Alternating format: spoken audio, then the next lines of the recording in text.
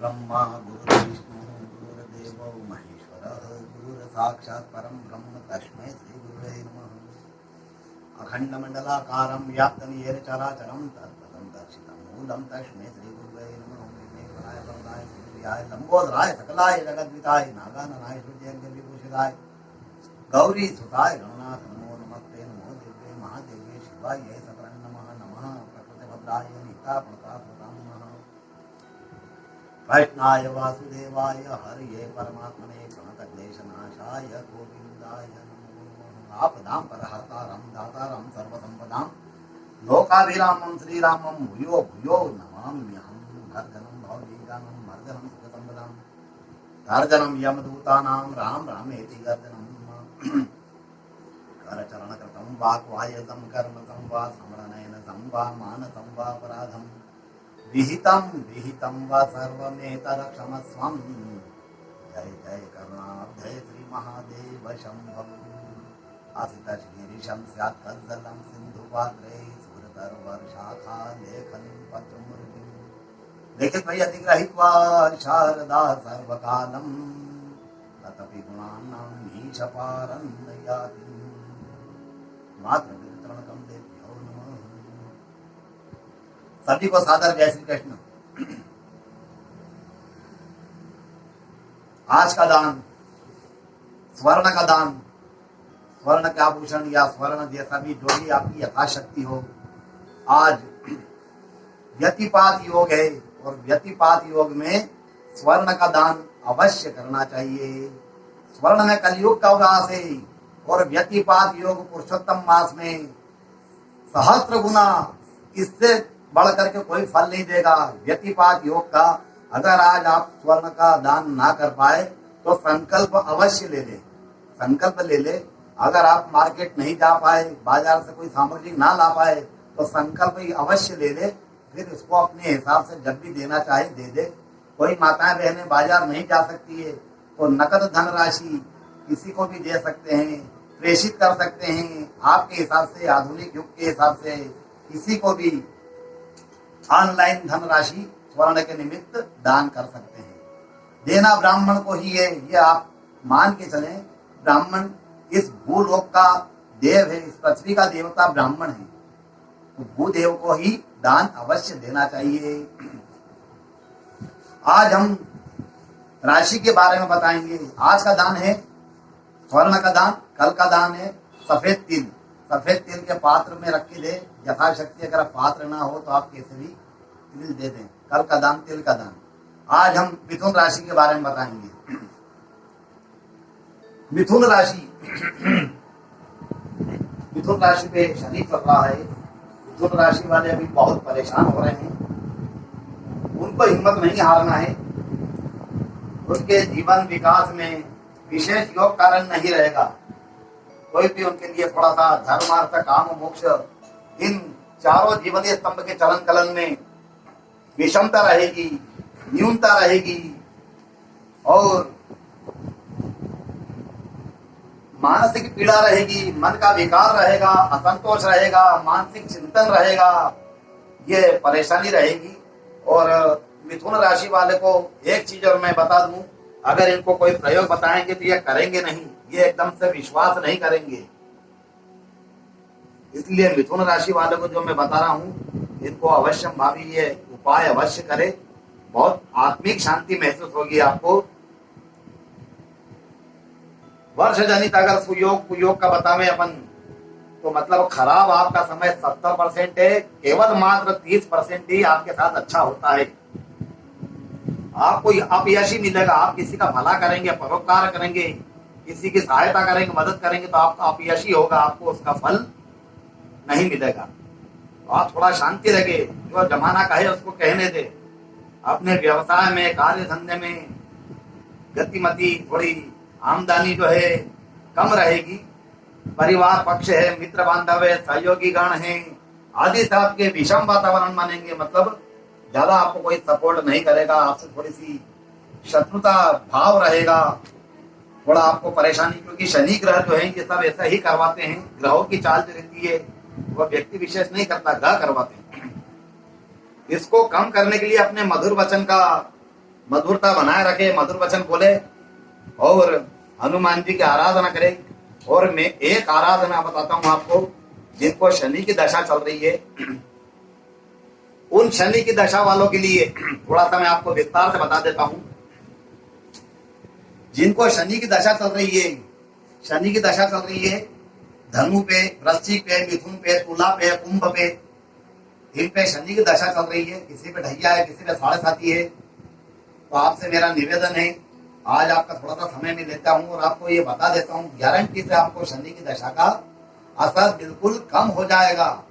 जहां 100 डंडे पड़ेंगे वहां केवल 2 डंडे पड़ेंगे, ठंड माफ हो जाएंगे। 2 डंडे में माफ नहीं करवा पाऊंगा, प्रकृति का नियम में चेंज नहीं करवा पाऊंगा, लेकिन आपको ऐसा उपाय बताऊंगा कि जहां आपको बहुत कष्ट मिलेगा वहां बिल्कुल न्यून हो जाएगा, कम हो जाएगा। जहां आपको बिल्कुल परेशानी ज्यादा आएगी, 100% परेशानी है, वहां आपको 2% में बदल जाएगी, 98% का आपको लाभ मिलेगा। आपको सबसे पहले यह करना है, शनिवार के दिन प्रातः काल सूर्योदय से पहले उठ करके, सूर्योदय से पहले स्नान करके, सूर्योदय से पहले अपने घर से निकलना है। सूर्योदय से पहले आप घर से निकले, घर से जब भी निकले हाथ में कलश रखे, कलश में जल रखे, एक दीपक लेवे, 4 बत्ती का दीपक लेवे, घी का दीपक लेवे, तेल का दीपक ना लेवे, क्योंकि लोगों की मानसिकता रहती है पीपल में तेल का दीपक लगाना, तेल का दीपक नहीं लगाना चाहिए, घी का दीपक अवश्य लगाना चाहिए। दीपक कोई सा भी हो, स्टील का हो, पीतल का हो, मिट्टी का हो, आटे का हो, जो आपकी यथाशक्ति हो वह दीपक आप लगावे। सुबह सुबह उठ करके जल्दी अर्ली मॉर्निंग सूर्योदय से पहले स्नान करके, जिनको शनि की दशा चल रही है, पीपल पे जावे, पीपल को जल चढ़ावे, पीपल को सींचे, पीपल को सींचने के बाद में उसकी परिक्रमा करे, परिक्रमा करने के बाद में उसमें दीपक लगा देवे नीचे। बहुत से लोगों की आदत रहती है कि वो बिल्कुल पीपल के समीप ही लगाते हैं, थोड़ा सा उससे समीप ना लगाते हुए उसकी परिधि में 1 फीट की, आधे फीट की, 1 बिलात की इतनी दूरी पे इसको दीपक लगा देवे। दीपक लगाने के बाद में पिपलाद मुनि का ध्यान करें, ध्यान रखना, पिपलाद मुनि का ध्यान करना, पिपलाद ऋषि का ध्यान अवश्य करना है। पिपलाद ऋषि दरिद्र ऋषि की संतान है, उनका ध्यान करके पीपल देव से बिल्कुल आलिंगन करना है। उनको जितना आप अपने बाहुपाश में ले सकते हैं, जितना आप उनसे गले मिल सकते हैं, उतना आप उनके गले मिले और अपना दुखड़ा, अपनी व्यथा, अपनी जो भी कथा, आपको जो भी परेशानी है वो पीपल देव को अवश्य बतावे। उसको बिल्कुल साक्षात समझना। मिथुन राशि वाले इस चीज को नहीं करेंगे, लेकिन मैं कह रहा हूं आपको करना है तो आपको फल मिलेगा। किसी भी पीपल में, पीपल आपके घर के आसपास का हो, मंदिर का हो, देवस्थान का हो, कहीं का भी हो, उसको ये कार्य करना है, उसको अपनी व्यथा सुनाना है। दीपक लगने के बाद, जल चढ़ाने के बाद आप उसको आलिंगन करेंगे और आलिंगन करने के बाद में जब आप वहां से प्रस्थान करें तब एक पीपल का पत्ता अवश्य तोड़ लेवे। पीपल का पत्ता तोड़ करके उसको घर ला करके तीर्थ के जल से, गंगा जल से या नर्मदा जल से, किसी भी जल से, शुद्ध सादे जल से, जो भी आप जल से उसका धोना चाहे उसको धो देवे और उसको अपने लाकर में, जहां आप नकदी रखते हैं, रुपया रखते हैं, दान पेटी हो, जो आपकी व्यवस्था हो, जहां रुपए रखते हो वहां उस पीपल के पत्ते को अवश्य रख देवे। आप कम से कम 11 शनिवार करेंगे, आपको मैं कह रहा हूं गारंटी से बिल्कुल आपको इतना फर्क लगेगा, इतना फर्क लगेगा कि आप बिल्कुल सबको ये उपाय बताने लग जाएंगे।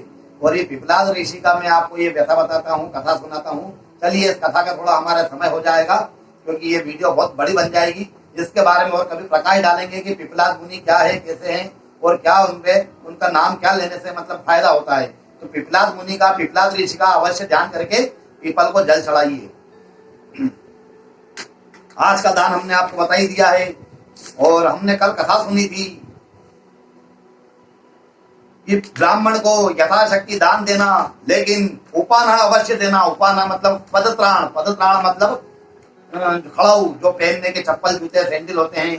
पर आपसे निवेदन है, ब्राह्मणों को जो देते हैं लकड़ी के खड़ाऊ, लकड़ी के खड़ाऊ ब्राह्मण उपयोग नहीं करता है, ना आपको फल मिलता है, ना ब्राह्मण आपको आशीर्वाद, भैया उसका कोई काम का नहीं है, वो तो रख देगा, पेटी की शोभा इधर से उधर चलती रहेगी। इसलिए उसको उपाना, कुछ भी नए जूते, उसको उसका भी पूजन करे। ऐसा ना हो कि जूते बड़े इनका पूजन नहीं था, उसका भी पूजन करे, उपाना का भी, चरण पादुका का भी, और वो ब्राह्मण को दे दे, उसको पुष्प चढ़ा करके ब्राह्मण को दे, ब्राह्मण के पास प्रक्षालन करे। और कल हमने कथा में सुना था कि तपस्विनी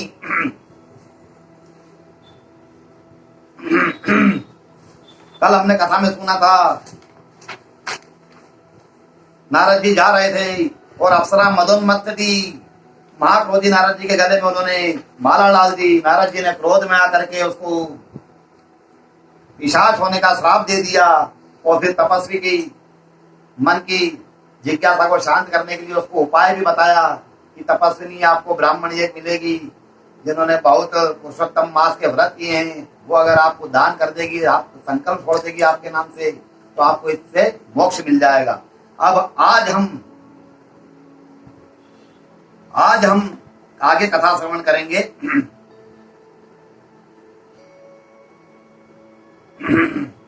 विष्णु जी से लक्ष्मी जी कहती है, दयानिधे आपने अप्सरा उद्धार की कथा मुझे सुनाई है, अब आप पुरुषोत्तम मास के स्नान का फल और महात्मा का वर्णन सुनाइए। भगवान विष्णु लक्ष्मी जी की इच्छा को सुनकर के कहते हैं, लक्ष्मी तुम्हारी इच्छा के अनुसार मैं पुरुषोत्तम मास के स्नान का महात्मा वर्णन करता हूँ। जो लोग पुरुषोत्तम मास में नित्य प्रति सूर्योदय के पहले स्नान करते हैं उनके समस्त पाप तत्काल ही नष्ट हो जाते हैं और उनको शारीरिक कष्ट बाधा कभी नहीं होती है। सभी कार्य निर्विघ्नता से पूरे होते हैं। मन में संतोष की प्रसन्नता होती है। सभी तीर्थों में स्नान करने का पुण्य प्राप्त होता है। विधि विधान से नियम से युक्त होकर के स्नान करने से 12 महीने के स्नान का फल अवश्य प्राप्त होता है। अधिक मास में गंगा जी के स्नान का बड़ा महत्व है। गंगा जी में स्नान करके माधव भगवान का, पुरुषोत्तम भगवान का दर्शन करने से अनंत पुण्य की प्राप्ति होती है। और अधिक मास में जो लोग सरस्वती नदी में स्नान करते हैं उनके 7 जन्म के पाप नष्ट हो जाते हैं। सूर्य चंद्रमा के ग्रहण के समय जो फल गौदान करने से प्राप्त होता है वही पुण्य अधिक मास में स्नान करने वालों को प्राप्त हो जाता है। वह मनुष्य महामूर्ख होगा जिसने अधिक मास में स्नान ना किया हो और पितरों को पूजन ना किया हो, नरक रूपी संसार से अपनी आत्मा की मुक्ति के लिए कोई कर्म नहीं किया हो, उसका जन्म ही वृथा हो गया, ऐसा निश्चित समझना चाहिए। ऐसे लोग पृथ्वी के भार होते हैं। हे लक्ष्मी, जो लोग पुरुषोत्तम मास में श्रद्धा पूर्वक स्नान दान पितरों का पूजन आदि कर्म करते हैं वे बड़े सौभाग्यशाली और परम पुण्यशाली होते हैं। वैशाख में तप उपवास, चैत्र मास में हवन करना और कार्तिक मास में दान देना, ऐसे प्रत्येक मास के अलग अलग पुण्य हैं। परंतु अधिक मास में व्रत करने का, हवन करने का, दान करने का, स्नान करने का साधन एक साथ करके सभी मासों का पुण्य प्राप्त कर लेता है। इस कर्म के द्वारा जीवात्मा उत्तम सदगति को प्राप्त होता है।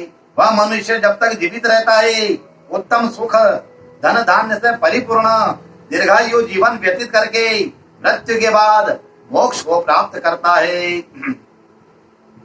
वह जीवात्मा 64 योनियों का भ्रमण और आवागमन से छुटकारा पा करके पर ब्रह्म में लीन हो जाता है। हे लक्ष्मी, अधिक मास में स्नान का कितना पुण्य है इस विषय में पुरातन इतिहास कहता हूँ।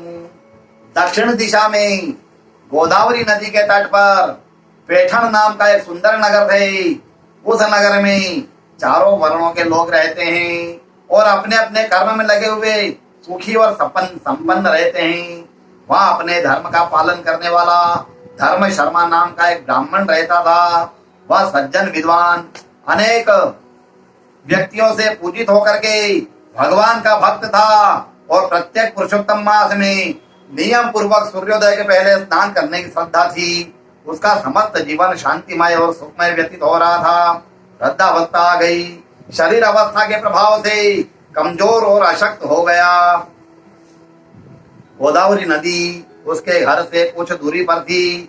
नित्य प्रति इतनी दूर कैसे स्नान के लिए जा सकूंगा, यह मन में विचार करके उसके मन में चिंता का विषय हुआ और पुरुषोत्तम मास प्रारंभ हो चुका था। इस प्रकार विचार करते हुए आखिर में उसने निश्चय किया कि इस पुरुषोत्तम मास में आखिरी के 3 दिन के नियम पूर्वक स्नान ही कर लूंगा। 2 दिन स्नान करके घर वापस आने का समय निर्विघ्नता से संपन्न हो गया। अंतिम तीसरे दिन ब्राह्मण गोदावरी में स्नान करके कमंडल में जल भर करके अपने घर वापस आ रहा था तो थोड़ा थोड़ा अंधकार था। सूर्योदय की आभा प्रकट हो रही थी। ऐसे ही समय मार्ग में एक बड़े भयंकर आकृति वाला प्रेत ब्राह्मण के सामने प्रकट हो गया और वह प्रेत बड़े बड़े अंगारों के समान आंखों वाला, सूखा शरीर, सिर्फ हड्डियां ही हड्डियां दिखाई दे रही थी और उसकी दाढ़ के बीच जीभ लपलपा रही थी। पेट से पीठ से सटा हुआ था। बड़े भयंकर बाल बड़े बड़े थे। भयंकर शरीर पीले रंग का था। बार बार अपने हाथ से पेट को पीटता हुआ, जीभ को लपलपाता हुआ, मुख फैलाता हुआ, हाहाकार की गर्जना करता हुआ वह प्रेत ब्राह्मण के सामने प्रकट हो गया। उस प्रेत को देख करके ब्राह्मण के मन में भय अवश्य हुआ, परंतु ब्राह्मण मन में भगवान पुरुषोत्तम का नाम स्मरण करते हुए अपनी हिम्मत को धारण करके कहता है, अरे तू ऐसा भयानक और महान शरीर वाला कौन है? ब्राह्मण को देख करके नमस्कार करके प्रेत बोला, अरे ब्राह्मण, हे ब्राह्मण देव, मैं समस्त प्राणियों को कष्ट देने वाला प्रेत हूँ। मैं श्मशान में रहता हूँ तथा जो देवताओं की आराधना से दूर रहते हैं ऐसे मनुष्यों को हमेशा पीड़ा पहुंचाना ही हमारा कर्म होता है। हे ब्राह्मण, मैं बड़ा दुरात्मा हूँ। रात दिन हिंसा और पाप आचरण में लिप्त रहता हुआ इस प्रेत योनि के दुख को भोग रहा हूँ। आपके दर्शन होने से और आपके शब्दों को सुनने से मेरे मन में जो कुछ ज्ञान का प्रकाश हुआ है, आप बड़े दयालु हैं। कृपा करके मेरा उद्धार करिए, मुझे प्रेत योनि से छुटकारा दिलवाइए। आपको इससे बड़ा पुण्य प्राप्त होगा। आपके दर्शन होते ही मेरे मन को विश्वास हो गया कि आप ही पुण्यात्मा है और अपने पुण्य के प्रभाव से मुझे प्रेत योनि से मेरा उद्धार कर सकते हैं। उस प्रेत की प्रार्थना को सुन करके धर्म शर्मा के मन में दया उत्पन्न हो गई। हे लक्ष्मी, पुण्यात्मा पुरुष बड़े दयालु होते हैं, उनसे किसी का दुख सहन नहीं होता है। कैसा भी पापी हो, धर्मात्मा पुरुष की शरण में अगर वो चला जाए तो उसका वे उद्धार ही कर देते हैं। धर्मात्मा पुरुष प्रेत, राक्षस, पिशाच, भूत, चुड़ैल सबको शरण देते हैं और ब्राह्मण धर्म शर्मा कहते हैं, हे प्रेत, तूने ऐसा कौन सा पाप कर्म किया जिससे तुझे प्रेत की योनि प्राप्त हुई है? ब्राह्मण के वचन को सुन करके उस प्रेत को पूर्व जन्म का स्मरण था। वह बोला, हाथ जोड़ करके कहता है, ब्राह्मण, मैंने पूर्व जन्म में अनेक पाप किए, कई लोगों की हत्याएं की है, डाका डाला है, चोरी की है और मदिरा पान करके अनेक बलात्कार किए, अनेक स्त्रियों का शील भंग किया और अपने जीवन में कभी शुभ और पुण्य कर्म नहीं किए। सारा जीवन कर्म पाप कर्म में बिता दिया। आखिर में मृत्यु के बाद यमदूतों ने मुझे अनेक नरकों की यातना दी। नरकों का दुख भोगने के बाद मुझे प्रेत योनि में भेज दिया गया। हे ब्राह्मण, इस योनि में जैसा मेरा भयंकर आकार है वैसे ही हमारे कर्म होते हैं। हम लोगों से अनेक जीवों की हिंसाएं हमेशा होती रहती है। पाप ही पाप होते हैं, कभी भी शुभ कर्म नहीं होता है। अनेक कल्पों से मैं इस प्रेत योनि का दुख भोग रहा हूँ। आज मेरा अहोभाग्य है जो आप पुण्यात्मा के दर्शन हो गए हैं। इससे मैं समझ रहा हूँ कि मेरा पापों के प्रायश्चित का समय आ गया है और आपके द्वारा मेरा आज उद्धार हो जाएगा। प्रेत के शब्दों को सुन करके ब्राह्मण धर्म शर्मा कहता है, हे प्रेत, वास्तव में तुम बहुत दुखी हो। मैं अपने कुछ पुण्य के द्वारा तुम्हें इस योनि से मुक्त करता हूँ। ऐसा कह करके ब्राह्मण ने मन में भगवान पुरुषोत्तम का स्मरण करके कमंडल का जल हाथ में लेकर के संकल्प किया और बोला, मैं ये पुरुषोत्तम मास का 3 दिन का स्नान किया है, उसका जो भी पुण्य है इस प्रेत को मैं देता हूँ और इसका मोक्ष हो जाए। ऐसा कह करके उसने प्रेत के शरीर पर जल छोड़ दिया और उस पुण्य को प्राप्त करते ही उसका प्रेतत्व नष्ट हो गया। वह दिव्य स्वरूप का हो गया और ब्राह्मण की वंदना करता हुआ स्वर्ग लोक की ओर प्रस्थान किया। वह ब्राह्मण भी घर में आकर के भगवान पुरुषोत्तम की आराधना में निमग्न होकर के पुरुषोत्तम मास का उद्यापन करके समापन किया। इस प्रकार वह ब्राह्मण अपनी शेष आयु को पूरा करके मृत्यु के बाद उत्तम दिव्य स्वरूप धारण करके विमान पर बैठ करके स्वर्ग लोक को चला गया। हे लक्ष्मी, सिर्फ 3 दिन के स्नान का इतना पुण्य है तो संपूर्ण मास के स्नान का कितना महात्मा और पुण्य होगा।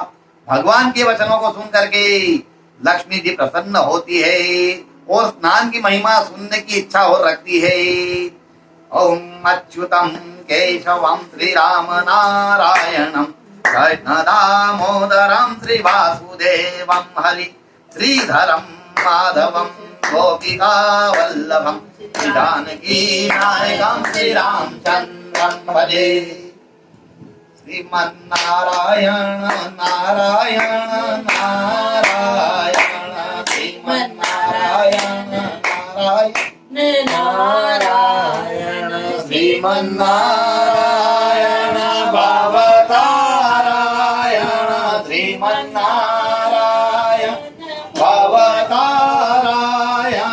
श्रीमन्नारायण नारायण नारायण श्रीमन्नारायण नारायण नारायण माता नारायण पिता नारायण माता नारायण पिता नारायण नारायण गुरु नारायण श्रीमन्नारायण अवतारायण श्रीमन्नारायण अवतारायण श्रीमन्नारायण नारायण नारायण श्रीमन्नारायण नारायण नारायण सूर्य नारायण चंद्र नारायण सूर्य नारायण चंद्र नारायण नारायण